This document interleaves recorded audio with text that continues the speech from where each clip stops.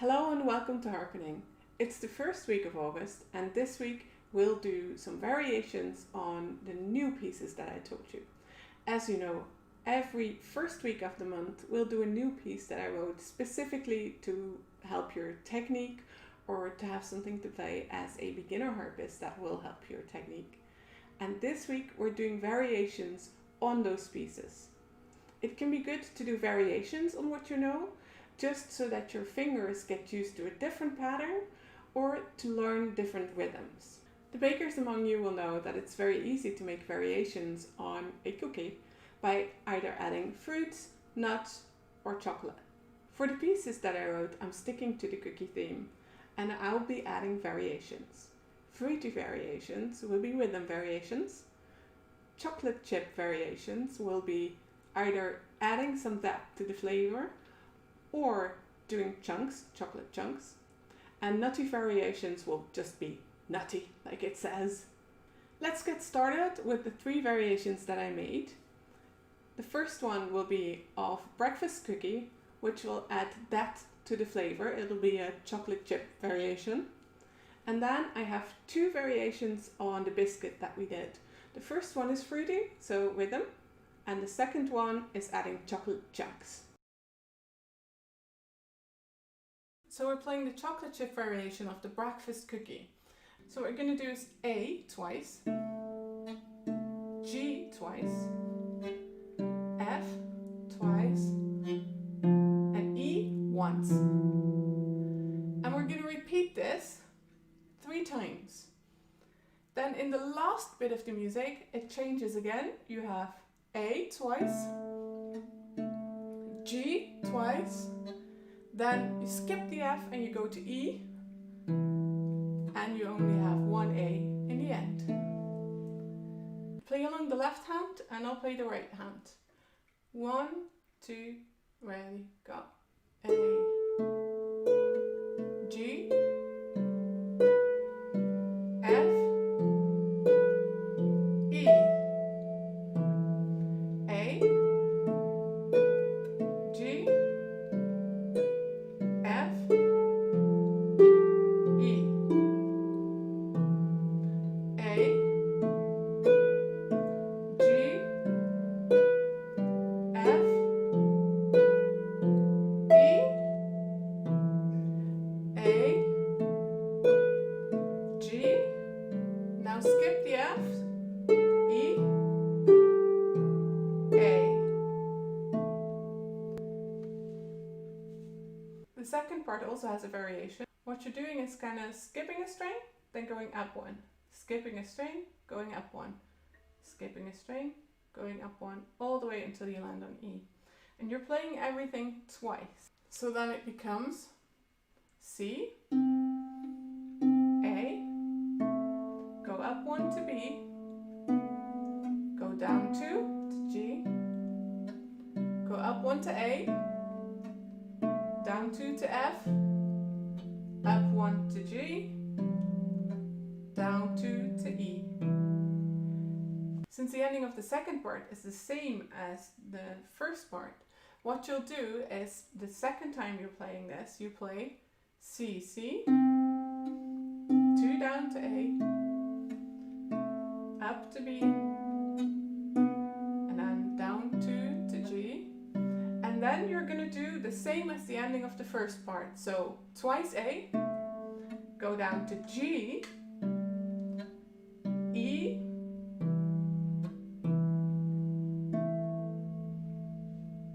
so I'll play the right hand and you can play the bass. 1, 2, 3, 4. A, B, G, A, F, G, and E. Same thing again. C, A, B, G,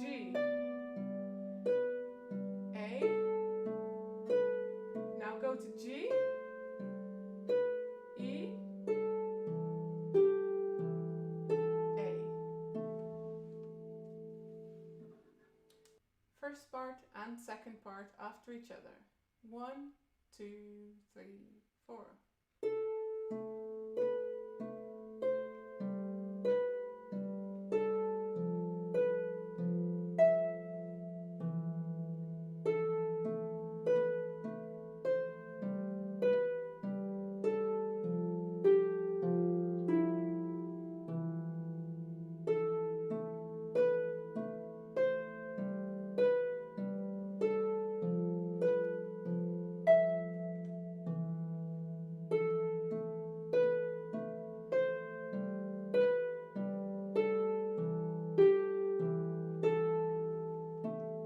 Second part.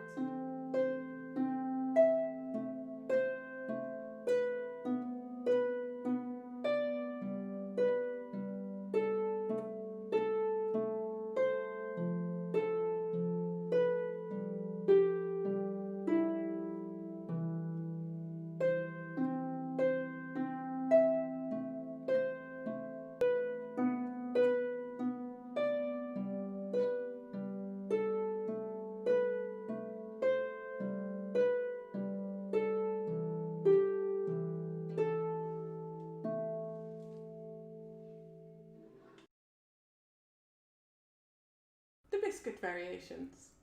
The first variation on the Biscuit was a fruity variation. That means that I'm going to change the rhythm for you. I'll play the first bit so that you know what the rhythm was like, and then I'll play the fruity variation. The first bit of the Biscuit went like this. 1 and 2, 3. 1 and 2, 3. 1 and 2, 3. 1 and 2, 3. 1 and 2, 3. 1, 2, 3, 1.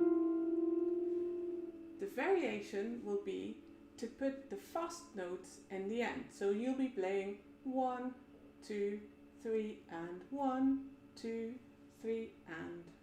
Let's try it.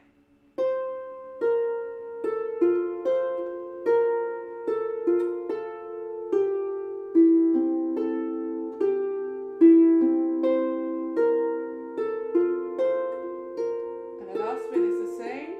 2, 3, 1. Again. 1, 2, 3 and 1, 2, 3 and 1, 2, 3 and 1, 2, 3 and 1, 2, 3 and 1, 2, 3 and 1, 2, 3, 1, 2, 3. The second part we'll also change the rhythm to have the fast notes in the end. So instead of doing 1 and 2, 3, 1 and 2, we'll now do 1, 2, 3 and 1, 2, 3 and 1.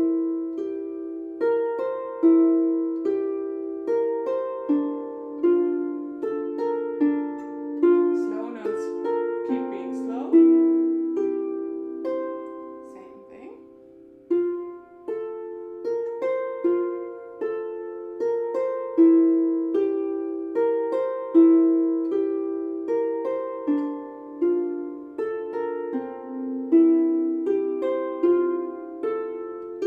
And then the theme of the beginning repeats.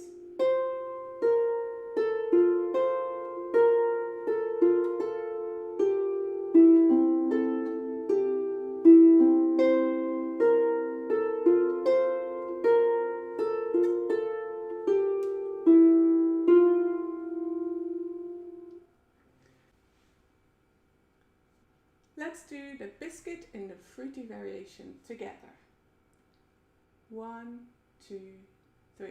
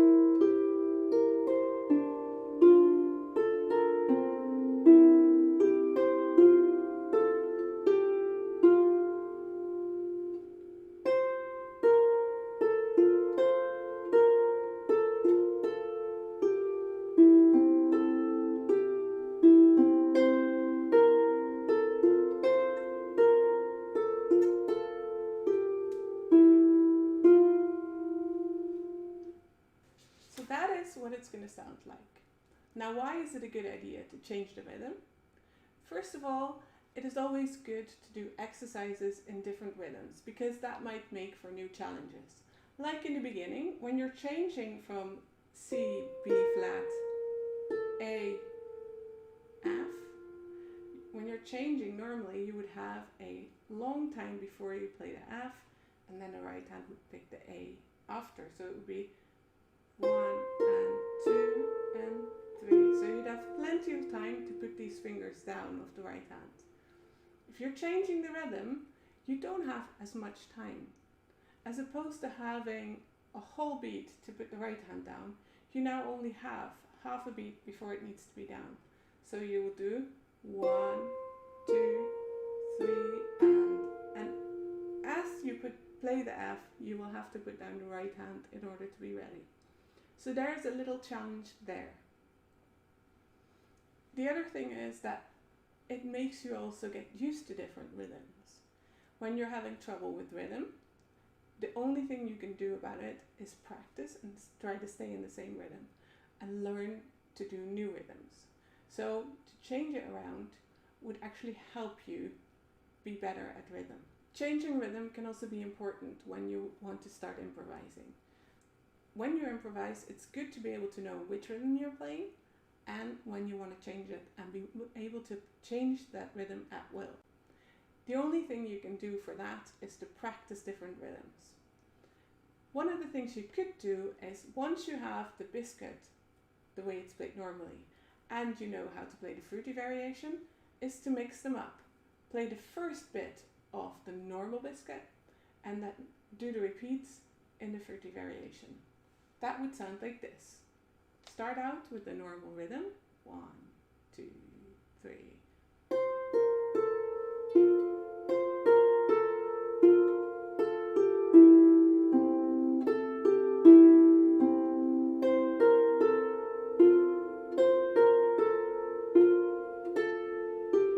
And now we'll do the fruity variation. 1, 2, 3, and 1, 2.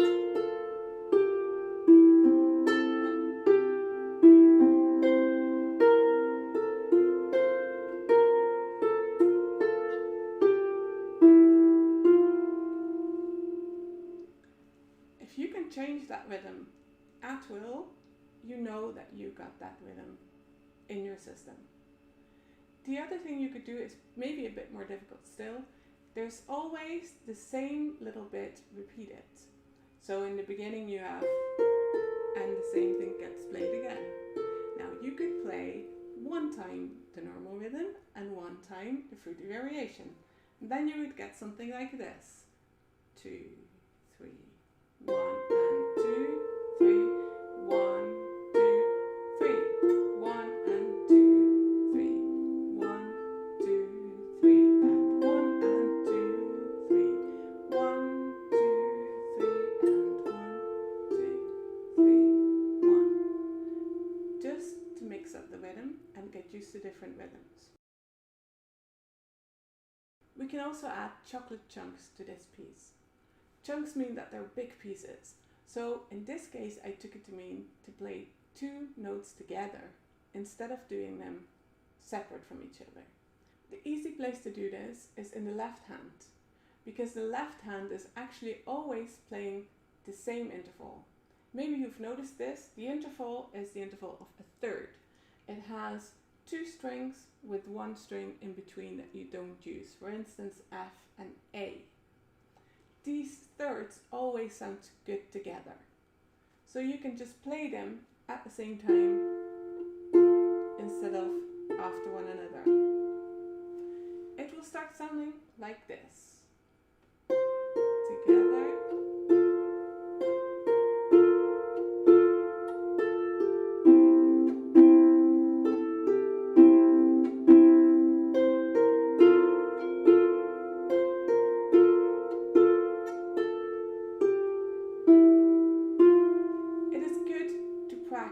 Playing them together.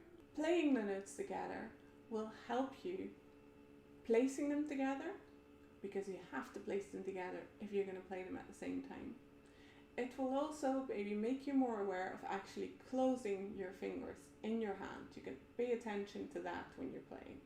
So make sure that you do play them against your hand for this variation. It's always the case, but with the thirds together, you can actually really feel them. So I'll show you how it looks from the other side. Instead of doing this, you're playing them together, which means that you actually have to pay attention, close them fully in your hand, against your hand, and then put them back at the same time. One of the things that might happen is that when you put them back slowly, you will hear it as a sort of buzzing sound. There it was. So you need to be sure of where you put them. So place them directly on the string with no delay.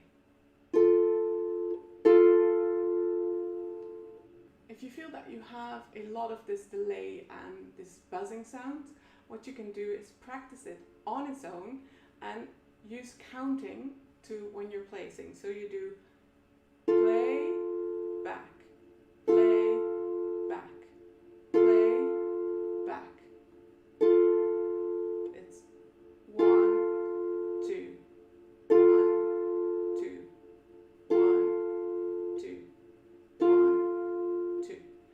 What you can see me do is that before I put them back, I actually put them in position. So I play them, put them in position, like you see here, and then I make them touch the string. So 1, make it ready, put back. 1, make it ready, put back. Make it ready, put back. So that could be an in-between step still. If you're having trouble doing it, you just go 1, 2, 3. Play, position, back. Play, position, back. One of the reasons that we mostly use the same fingering for the same intervals is that your fingers will get used to this interval. So if I say I'm going to play a third, it's going to look like this in my fingers and I can just play it. If I say I'm going to play a fifth, that is with 1 and 3, so your middle finger, it looks like this approximately, and I can just put it down because I have the right feeling in my fingers of how it's going to go. So make sure that you practice this, the third with the thumb and the second finger. Don't change your fingers around, so don't play 1 and 3, but always 1 and 2. You'll get really used to it and you'll know where to find them on your harp. Of course, when you try a different harp, it's going to give you some trouble, but you'll get used to it fast enough if you know how to do it on your own harp. The B part of this tune will sound differently. Where we were playing 2 notes after one another, we will now do them together. So that will change the rhythm a bit more than it did in the first part of the piece. The original was F, A, B, flat, C. That F, A will be played together, so you'll get 1, 2, 3, 1, 2, 3, 1, 2, 3, 1, 2, 3, 1, 2, 3, 1. And here just play them apart. Same thing, repeat.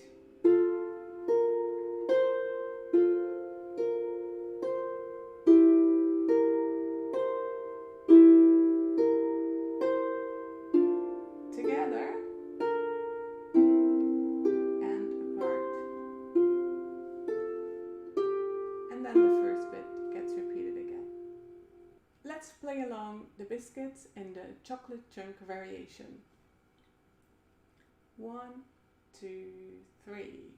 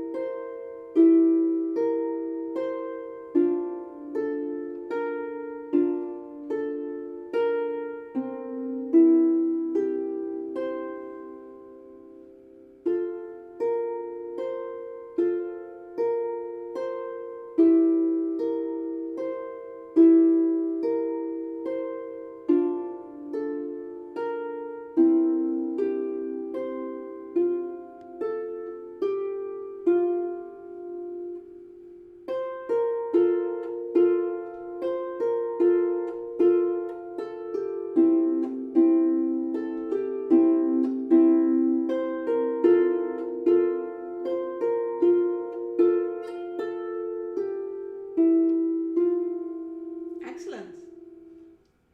Thank you for watching this video and playing these cookies along with me. I hope you enjoyed them. In the future, you'll still get one piece a month of me on the first week of the month with a cookie. You can download them from my website as usual. However, I will be making the variations only for my Patreon channel. You can find my Patreon in the link below this video. I hope you subscribe and you're interested in playing the cookies. Let me know what you think, either in the comments below or on the new Patreon channel or on my Facebook page. You can also leave a comment on my website, harpening.com, or you can send me an email also via the website, harpening.com. If you decide to become a Patreon member, there will be some other special rewards. Apart from getting the variations, you will also get some time live with me. You'll be able to help me decide which videos I'm going to make and hand me on topics. So I hope you consider subscribing. Next week, as usual, there will be a video about playing in a session. Last 2 times I gave you some ideas on how to use chords. We used 2 chords and 3 chords. Next week we'll be doing how to find those chords when somebody is playing a melody. See you next week, and in the meantime, tell me what's harpening in your life.